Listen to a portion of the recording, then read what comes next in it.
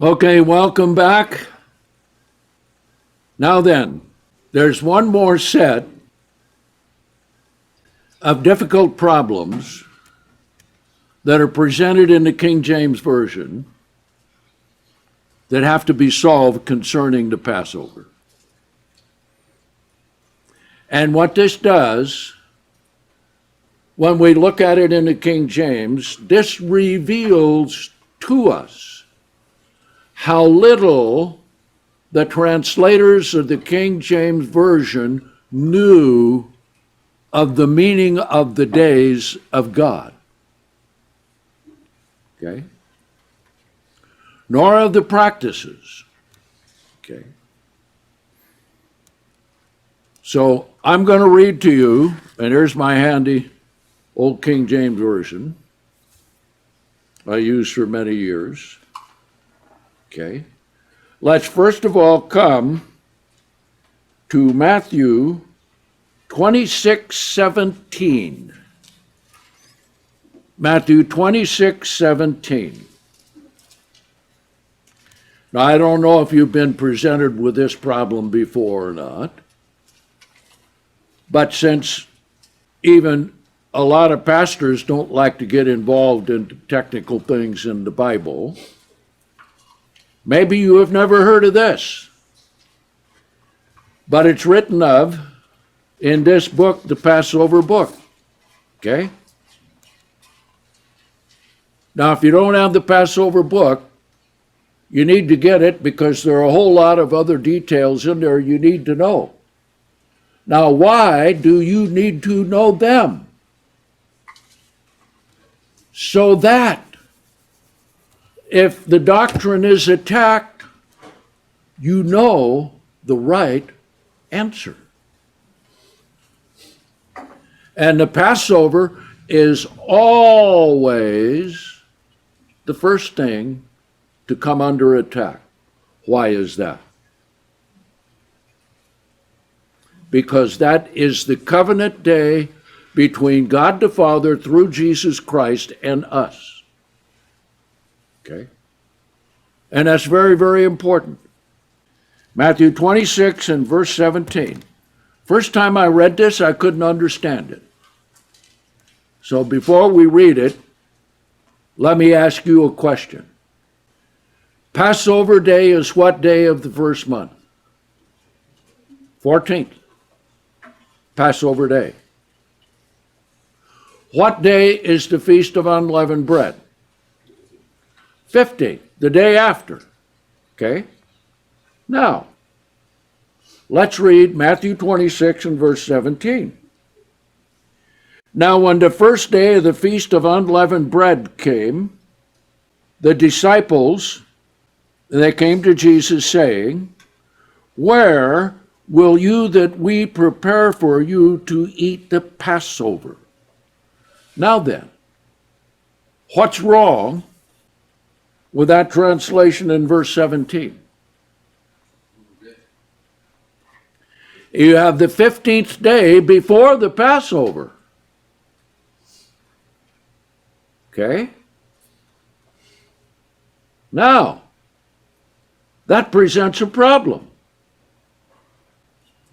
Did Jesus keep the Passover on the first day of the Feast of Unleavened Bread? You can't keep the Passover on the first day of unleavened bread. Why? Because the first day of unleavened bread comes after the Passover, right?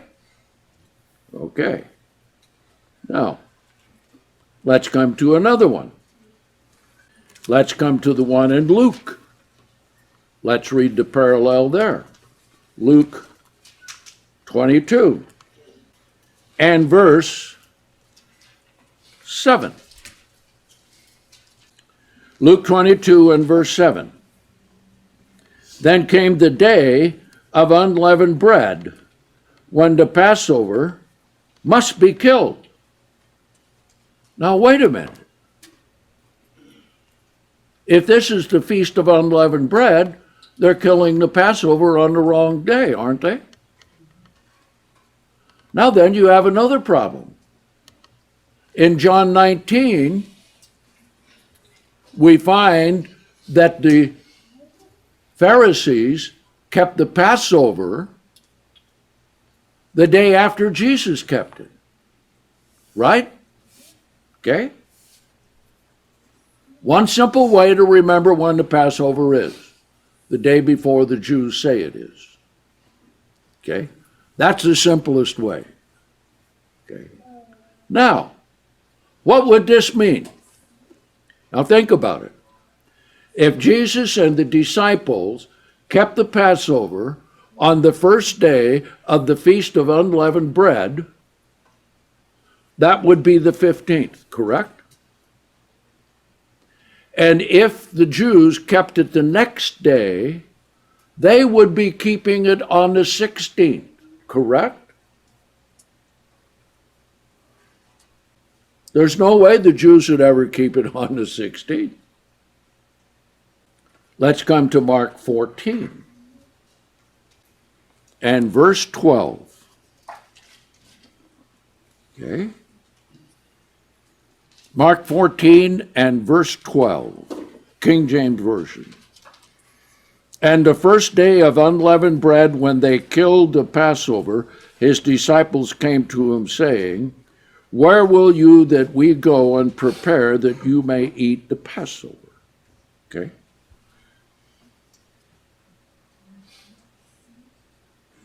Now, those are three very difficult verses, aren't they? Okay? So how do you solve it?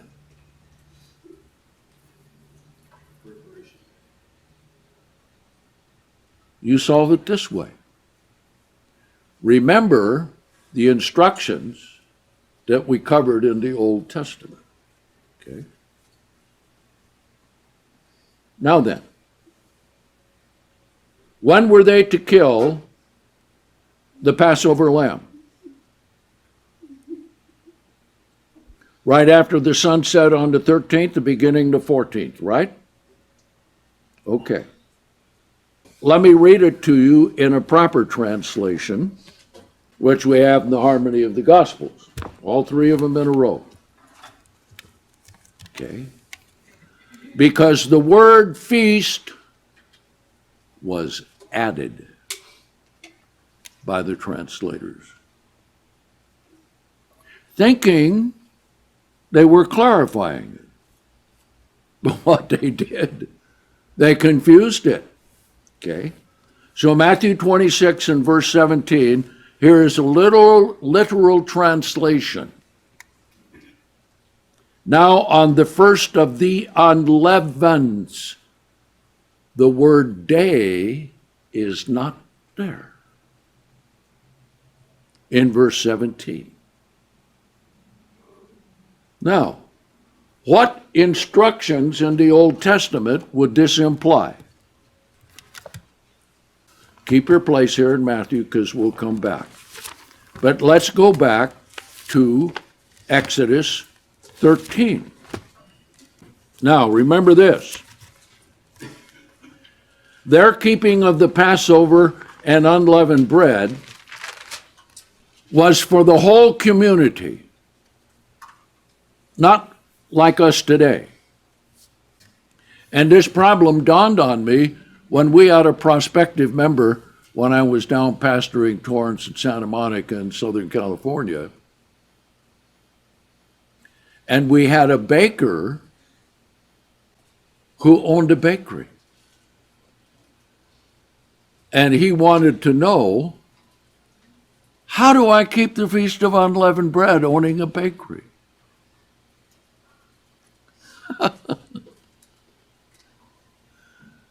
That became the problem. What would it take to de-leaven a whole bakery? He never did come along, but I told him, maybe you could make unleavened bread and help sell it to the Jews and to the church members. Okay. He never did come along because that was too much for him. Okay. Let's pick it up here in verse 3, Exodus 13. See, because These are the commands that Jesus was keeping, not the traditions of the Jews. And Moses said to the people, remember this day in which you came out of Egypt, that's the 15th, out of the house of bondage, for the Lord brought you out from this place by the strength of his hand. There shall no leavened bread be eaten. On this day you are going out in the month Abib. Now come over here to verse 6. Okay. You shall eat unleavened bread 7 days, and the 7th day there shall be a feast unto the Lord. Unleavened bread shall be eaten 7 days. Now notice the next sentence, because this is important. Different than what we have to do, but more like that poor baker trying to de-leaven he had a big bakery, What do you think would happen to his business? All of a sudden, little over a week, once a year, all of his customers couldn't get the fluffy bread they wanted, and he couldn't make hot cross buns for Easter. Okay, a dilemma. So let's read verse 7. Unleavened bread shall be eaten 7 days, and there shall be no leavened bread seen with you, nor shall there be leaven seen with you in all your borders. They had to get rid of all leaven. Everybody everywhere had to get rid of all leaven. Leavened bread and leaven. Okay? Now we do that with our homes today. Okay? So, what they did was this. They had someone come around with a special cart, and you would put all your leaven in it. So it would go, take it out, and they would burn it. So this was done before the beginning of the 14th. Why? Because you have to have unleavened bread for Passover, right? Don't you? Yes. Okay. So, what are they talking about here? In Matthew 26, Luke 22, and Mark 14. Okay. Here's the translation again, verse 17, Matthew 26. Now, on the first of the unleavens. Now, that's when they were unleavening in preparation for the Passover. Okay? Because Jesus and the disciples had not yet had the Passover, correct? Okay?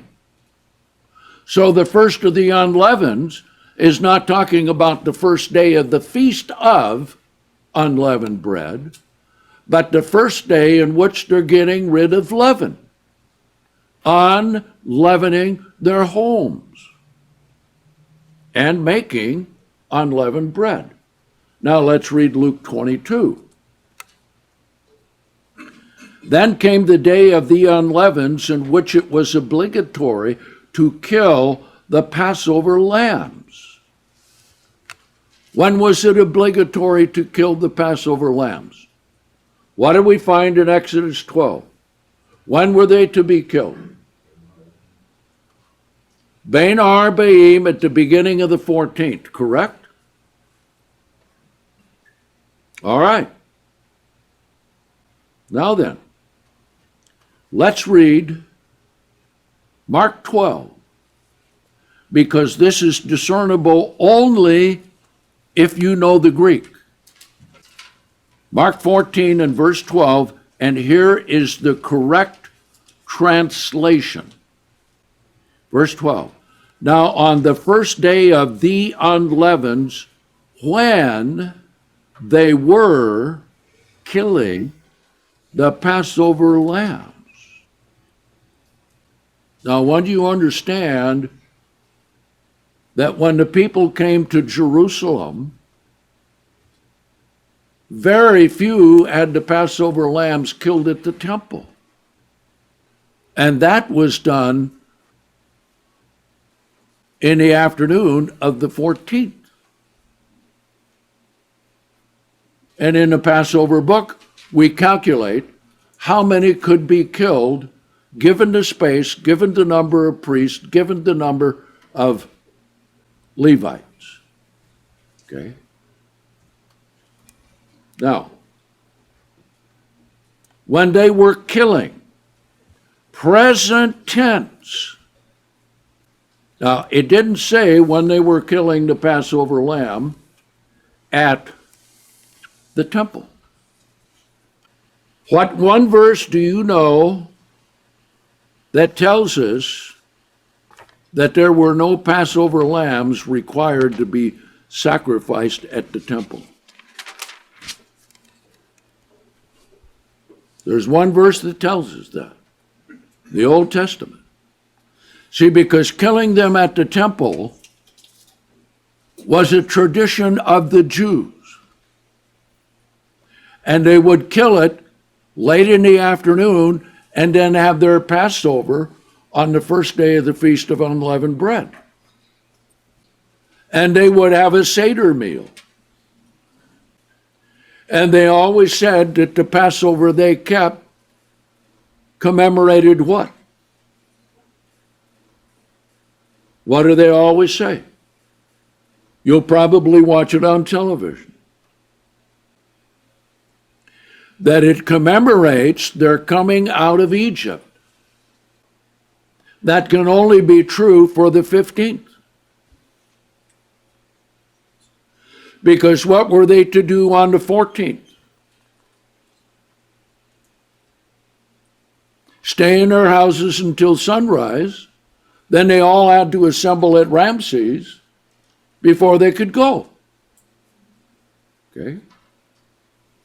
So what one verse do we have by the command of God that does not require any Passover lambs to be sacrificed at the temple? Let's go to Numbers 28. We'll come back to Mark 14 just a bit. Numbers 28. Now, what's given in Numbers 28? All of the required temple, tabernacle, or temple sacrifices. Okay?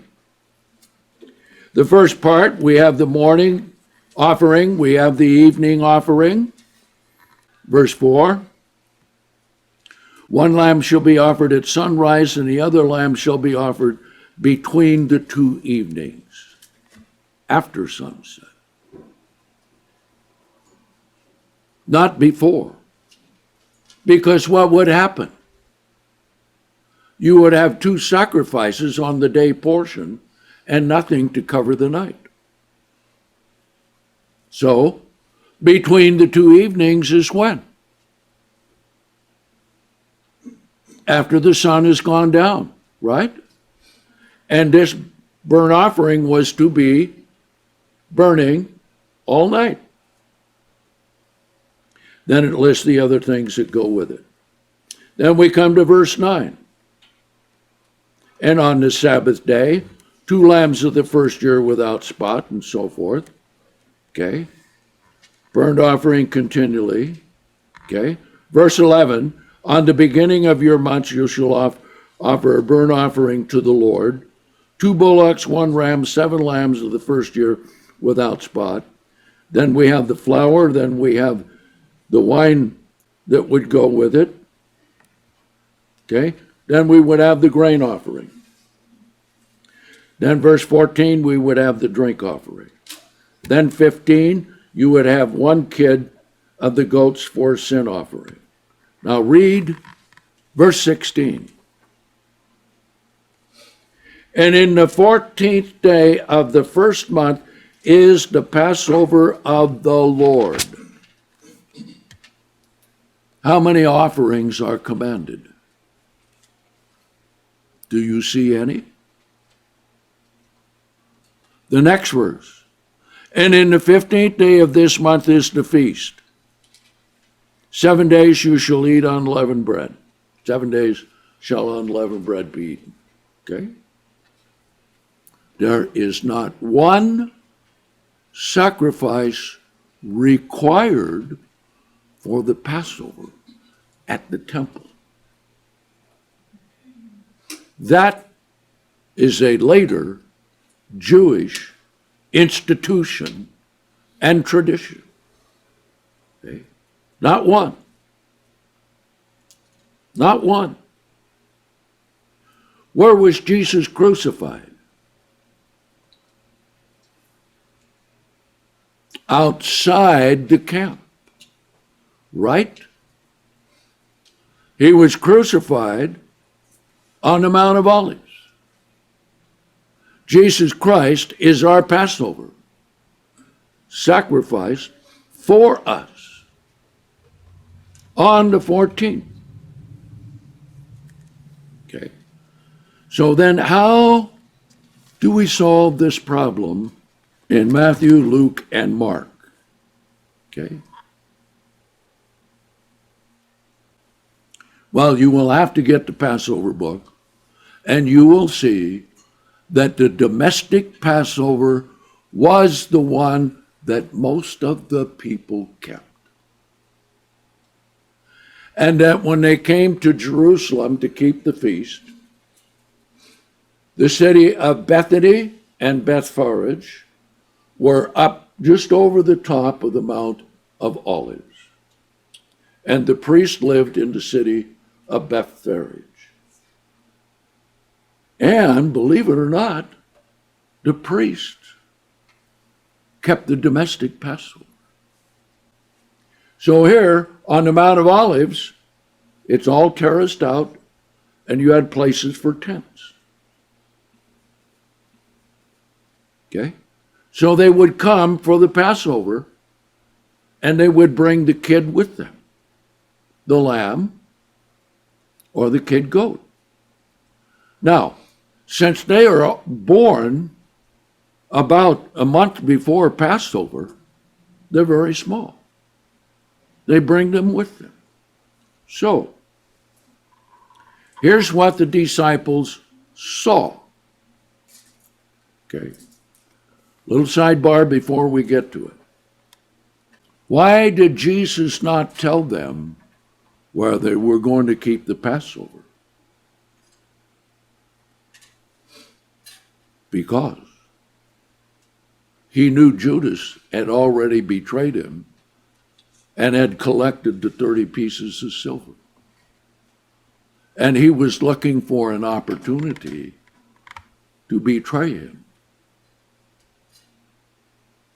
So he didn't tell them one word about where they were going to keep the Passover.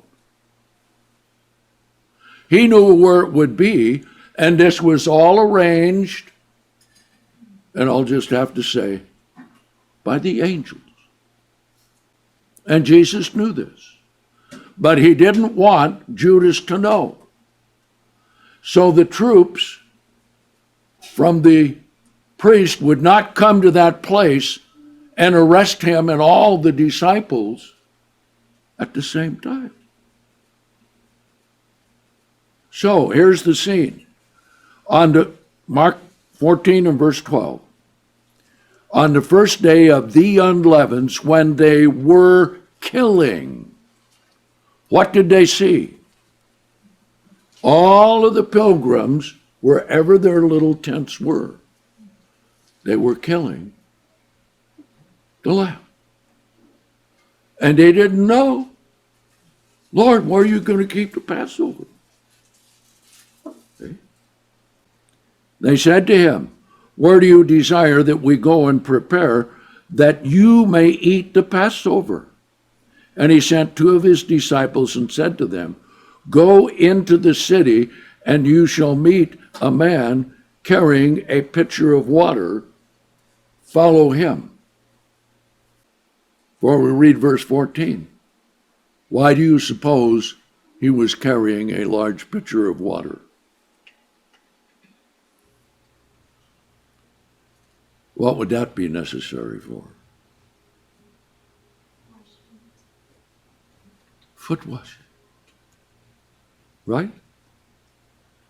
Now, the instructions were, you go into the city, you're going to see a man carrying a pitcher of water.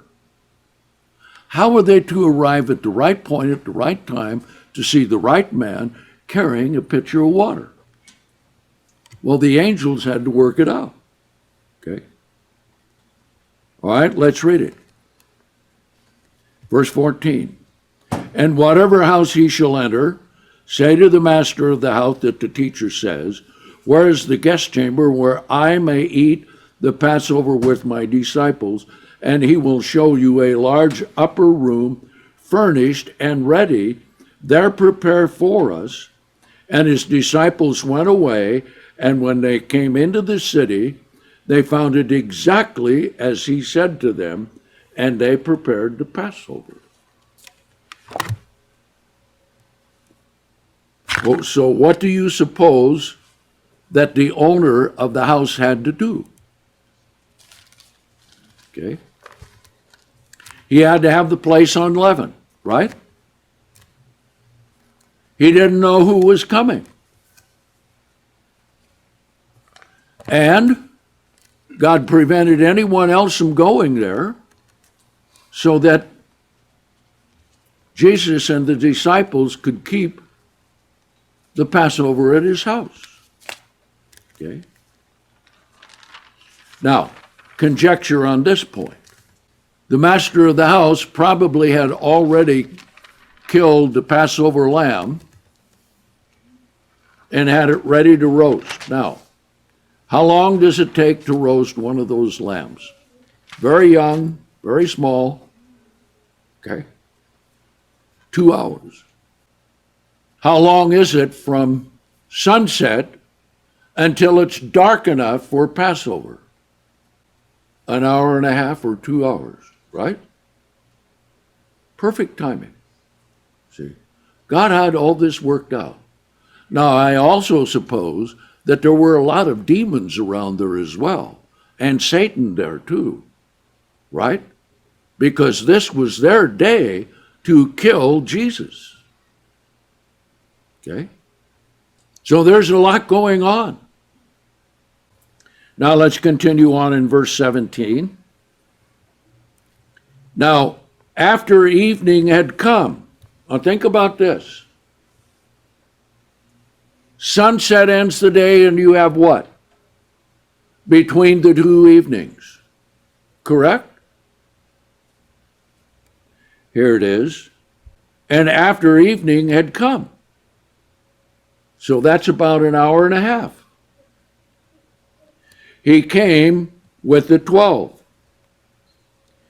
And as they ate and were eating, Jesus said, truly I say to you, one of you shall betray me, even the one who is eating with me. And they began to be extremely sad and said to him by one, is it I? And another, is it I? Now notice how he answered. But he answered and said to them, the one who is dipping a morsel into the dish with me, he is the one of the 12. Okay? He didn't name him directly, right? No. Okay. Now we get a little more detail of this in John 13. So let's go to John 13. And this is foot washing. Okay. Here again is another mistranslation in the King James. Okay? And to this day, every year, I get a question that reflects this mistranslation. And some of them even put the foot washing off until after the Passover ceremony is over. So let's read it, verse 2, John 13, King James. and supper being ended. Completely wrong translation. Now, if you want a detailed explanation of that, I've got a special write-up on it. Okay? And supper being ended, the devil having already put into the heart of Judas Iscariot, Simon's son, to betray him. Okay? Now, here it is in the Faithful Version, verse 2. And during supper, which the Greek indicates just right after they sat down and was ready to start. Okay? The devil having already put into the heart of Judas Iscariot, Simon's son, that he should betray him. Jesus, knowing that the Father had given all things into his hands, and that he had come from God and was going to God, rose from supper, laid aside his garments, took a towel, secured it around himself, began to pour water into a washing basin. Remember the man carrying the water? Went into the house. There it is. Began to wash the disciples' feet and to wipe them with the towel which he had secured. And then Peter didn't want him to do it. Jesus said, answered and told him, verse 7, what I am doing you do not understand now, but you shall understand after these things. And Peter said to him, you shall not wash my feet, not ever. Jesus answered him, if I do not wash your feet, you have no part with me. Now think about that. What's one of the first things that they always drop off? Foot washing. Always. How many here were Protestants and had foot washing? Nobody. Okay. So that applies to us as well. Then Peter said, Lord, not my feet only, but also my hands and my head. And Jesus said, that's not necessary, just the feet. He continued on, the one who has been washed does not need to wash anything other than the feet, but is completely clean, and you are not all clean. For he knew the one who was betraying him. This is why the reason he said, not all of you are clean. Therefore he washed their feet and had taken his garments and had sat down again, and he said to them, do you know what I have done to you? You call me the teacher and the Lord, and you speak correctly. Therefore, if I, the Lord and the teacher, have washed your feet, you are duty bound to wash one another's feet. Now, a little sidebar. This year we have a little problem with many people being alone. You can't wash your own feet. So when you come to that portion, when you take the Passover alone, you pray about it and put it into God's hands, and he understands that you're not able to have your feet washed. Okay? If you can make arrangement for your feet to be washed, if your husband understands what you're doing, and he's not against it, that would be acceptable. Or one of your older children could do it if they understand it. Okay? But otherwise, it's required. Verse 15, for I've given you an example to show that you also should do exactly as I've done to you. Truly, truly, I say to you, the servant is not greater than his Lord. Now here's a great lesson, great lesson. Nor a messenger greater than he who sent him. If you know these things, blessed are you if you do them.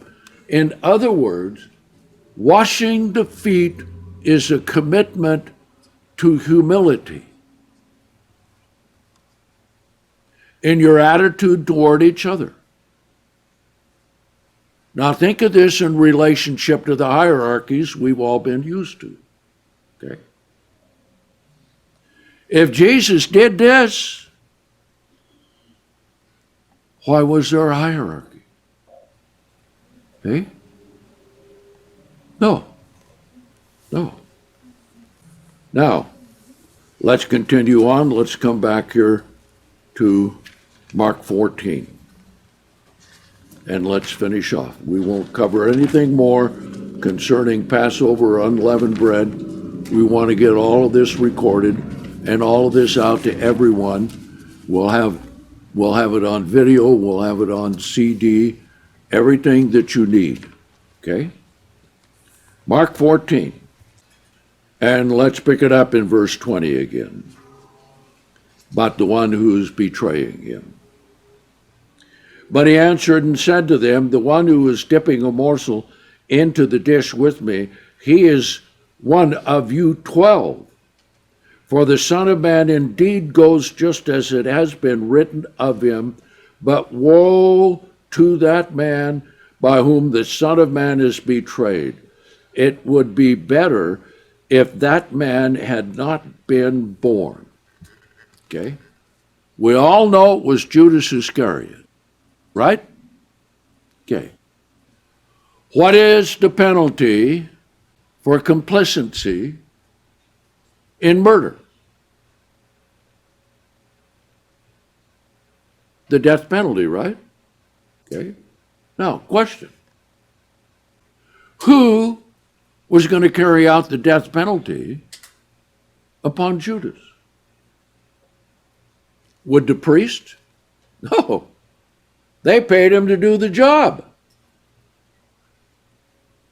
And when he came to his senses and ran back to the temple and took the 30 pieces of silver and threw them into the temple and said, I betrayed innocent blood. So he had a temporary change of mind. But he's still called the son of perdition who is lost. Okay? So the priest said, ooh. Now notice, misplaced righteousness. They were treacherous enough to take out of the treasury of God 30 pieces of silver to pay him to betray Jesus. Then he came back, threw him in the temple. So what did they say? We can't put it into the treasury. So they bought a plot, the field of blood, where they buried Judas. But how did Judas die? He had to die because he betrayed Jesus. One of the disciples couldn't do it. Jesus couldn't do it. So that's why he hung himself. He had to die. So he hung himself. That's the only way that that death penalty could be executed against him. Okay? Then he said to them, and as they were eating, Jesus took the bread, verse 22, and after blessing it, he broke it and gave it to them and said, take, eat, this is my body. Now, we'll cover that very thoroughly on the day portion of the Passover day. And he took the cup after giving thanks and gave it to them and said, all of you drink of it. And he said to them, this is my blood, the blood of the new covenant, which is poured out for many. Okay? Blood of the new covenant. So here we have all of these difficult scriptures which come along and cause people problems. Now, if on top of that, all the brethren are dumbed down, then when they're challenged with difficult scriptures, they won't know what to do. Okay? That's how worldwide got taken down. They didn't know what to do. And they were taught, this is the government of God, the ministry, and you must obey.